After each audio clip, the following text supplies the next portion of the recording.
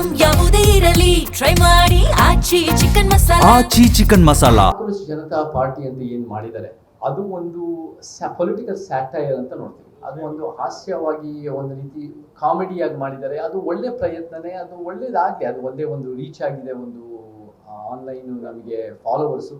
But online followers ಇಂದ ನೀವು ಅಧಿಕಾರಕ್ಕೆ ಬರೋಕ್ಕಾಗಲ್ಲ. ನೀವು ಏನು ಮಾಡಬೇಕು, ಜನರ ನಡುವೆ ಕೆಲಸ ಮಾಡಬೇಕು, ಜನರ ಮಧ್ಯೆ ಅವ್ರ ಒಳ್ಳೆ ಜೀವನಕ್ಕೆ ಒಳ್ಳೇದು ಮಾಡೋಕ್ಕೆ ಒಂದು ರೀತಿ ಆ ದಿಕ್ಕಿನಲ್ಲಿ ಹೋಗ್ಬೇಕು. ನೋಡಿ, ಸೋಷಿಯಲ್ ಮೀಡಿಯಾ ಬಂದಿರೋದು 40 ವರ್ಷದಿಂದ ಅಂತ ನಾವು ಒಂದು ಗಟ್ಟಿಯಾದ ಕಾಕ್ರೋಚಸ್ ಅನ್ನೋದು ಒಳ್ಳೆ ಒಂದು ಪರಿಕಲ್ಪನೆ. ಇವತ್ತು ಬಹಳ ರೆಸಿಲಿಯಂಟು ಫೈಟಿಂಗ್ ಸ್ಪಿರಿಟ್ ಇರೋ ಪ್ರಾಣಿ. ಅದು ಒಂದು ರೀತಿ ಇಡೀ ಒಂದು ಫೈಟಿಂಗ್ ಸ್ಪಿರಿಟ್ ಇರೋ ಪ್ರಾಣಿ. ಡೈನೋಸಾರ್ಸ್ಗಿಂತ ಹಳೆಯದು, 300 ಮಿಲಿಯನ್ ಇಯರ್ಸ್ ಇಂದ ಕಾಕ್ರೋಚಸ್ ಇದಾವೆ. ಕಾಕ್ರೋಚಸ್ ಅನ್ನೋದು ಬಹಳ ಗಟ್ಟಿಯಾಗಿ ಅದು ಒಂದು ರೀತಿ ಫೈಟ್ ಮಾಡ್ತಾರೆ. ಅದೇ ರೀತಿ ನಾವು ಕೂಡ ಒಂದು ಫೈಟಿಂಗ್ ಸ್ಪಿರಿಟ್ನಲ್ಲಿ ಫೈಟ್ ಮಾಡೋಣ. ಬಟ್ ನಮಗೆ ಕರ್ನಾಟಕಕ್ಕೆ ಒಂದು ಸಮಾಜ ಸಿದ್ಧಾಂತದ ಮೂವ್ಮೆಂಟ್ ಬೇಕು. ಅದು ಡೆಮಾಕ್ರಸಿನಲ್ಲಿ ಬಹಳ ಒಳ್ಳೆಯದು. ಅದನ್ನೇ ಎಲ್ಲೋ ಒಂದು ಕಡೆ ಆ ಸೋಷಿಯಲ್ ಮೀಡಿಯಾ ಹ್ಯಾಂಡಲ್ಸ್ಗಳನ್ನ ಬ್ಯಾನ್ ಮಾಡಕ್ಕೆ ಹೊರಟಿದ್ದಾರೆ ಅಂದರೆ ಎಲ್ಲೋ ಒಂದು ಕಡೆ ನನಗೆ ಅದೇ ಒಂದು ರೀತಿ ಬಹಳ ಹಾಸ್ಯಾಸ್ಪದ ಅಂತ ನನಗೆ ಅನ್ಸುತ್ತೆ. ಇದನ್ನು ಅಷ್ಟೊಂದು ನಮಗೆ ಪೊಲಿಟಿಕಲ್ ಸ್ಯಾಟೈರ್, ನಮಗೆ nation building is a serious task. But ಅದರ ನಡುವೆ ಒಂದು ರೀತಿ ಅಭಿವ್ಯಕ್ತಿ ಸ್ವಾತಂತ್ರ್ಯ ಇರಬೇಕು, ಒಂದು ರೀತಿ ಸ್ಯಾಟೈರ್ ಮಾಡೋಕ್ಕೆ, ಜೋಕ್ ಮಾಡೋಕ್ಕೆ ಅವಕಾಶಗಳು ಇರಬೇಕು.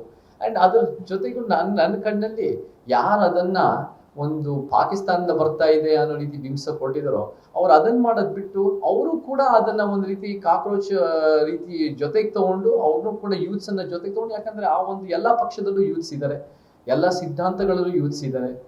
ಸೊ ಅವರು ಕೂಡ ಅದನ್ನು ಒಂದು ರೀತಿ ಅದನ್ನು ನೆಗೆಟಿವ್ ಆಗಿ ಪೋರ್ಟ್ರೇ ಮಾಡೋಕ್ಕಿಂತ ಅದು ಕೂಡ ನಾವು ಕೂಡ ಒಂದು ರೀತಿ ಬೇರೆ ಪಕ್ಷಗಳಿಗೆ ಅದನ್ನು ಬಳಸ್ಕೊಂಡು ಅದನ್ನು ಒಂದು ರೀತಿ ಅವರ ಒಂದು ಬೆನಿಫಿಟ್ಗಾಗಿ ಯೂಸ್ ಮಾಡ್ಕೋಬೋದು. ಜೈಲ್ ಅನ್ನೋದು ಕೂಡ ಭಾಳ ಒಂದು ಇಟ್ ಇಸ್ ನಾಟ್ ಈಸಿ. ಅಲ್ಲೂ ಒಂದು ಕಷ್ಟ ಆಗುತ್ತೆ. ಅಲ್ಲೂ ಕೂಡ ಒಂದು ಮೆಂಟಲಿ, ಫಿಸಿಕಲಿ ಬೇರೆ ಬೇರೆ ರೀತಿ ಕಷ್ಟಗಳು ಆಗುತ್ತೆ.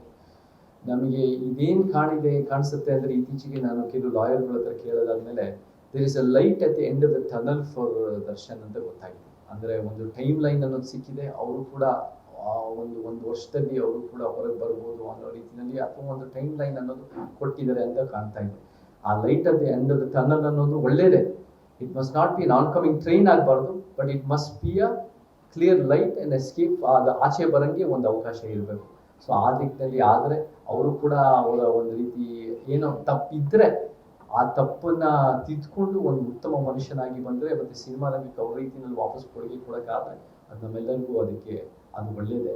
ಬಟ್ ಸಂಬಂಧಪಟ್ಟಂಗೆ ಒಂದು ಇಟ್ಸ್ ಅ ಗವರ್ಮೆಂಟ್ ಪಾಲಿಸಿಗೆ ಸಂಬಂಧಪಟ್ಟಂಗೆ ನಾನು ಪ್ರಸ್ತಾಪ ಮಾಡಿದ್ದು. ಅದು ಕೂಡ ಒಂದು 3 ಲೈನಿನ ಪೋಸ್ಟಲ್ಲಿ ಸಂಬಂಧಪಟ್ಟಂಗೆ ನಾನು ಬರೆದಿದ್ದು. ನಾವೆಲ್ಲರೂ ಕೂಡ ಅದು ಕರ್ನಾಟಕದ ನಾವೆಲ್ಲರೂ ಕೂಡ ರಾಜ್ಕುಮಾರ್ ಅಭಿಮಾನಿಗಳೇ. ಅವರ ಕಲಾ ಸೇವೆ ಅಪಾರ.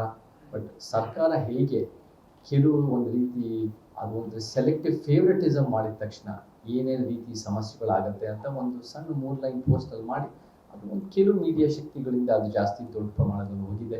ಬಟ್ ಅದು ಕೂಡ ದೊಡ್ಡ ಪ್ರಮಾಣದಲ್ಲಿ ಕರ್ನಾಟಕ ಜನ, ನಾನು ಹೇಳಿದ್ರಲ್ಲಿ ಸತ್ಯ ಇದೆ, ಇದು ಕೂಡ ನಮಗೆ ಒಂದು ರೀತಿ ಜಾಗೃತಿ ಆಗಕ್ಕೆ ಒಂದು ಕಾರಣ ಆಯಿತು ಅಂತ ಒಪ್ಕೊಂಡಿದ್ದಾರೆ. ಬಟ್ ನಮಗೆ ಮೇಯ್ನ್ ಏನು ಬೇಕು ಅಂದರೆ ನಮಗೊಂದು ಸಮಾಜ ಬೇಕು, ಒಂದು ಸಮಾನತೆಯ ಸಮಾಜ ಬೇಕು, ಒಂದು ನ್ಯಾಯ ವೈಜ್ಞಾನಿಕತೆ ಸಮಾಜ ಬೇಕು. ಆ ಕಡೆ ನಾವು ಕೆಲಸ ಮಾಡ್ತಾ ಮುಂದುವರಿಸ್ತೀವಿ. ಗ್ಯಾರಂಟಿ ನ್ಯೂಸ್, ಸುದ್ದಿ ಖಚಿತ, ನ್ಯಾಯ ನಿಶ್ಚಿತ.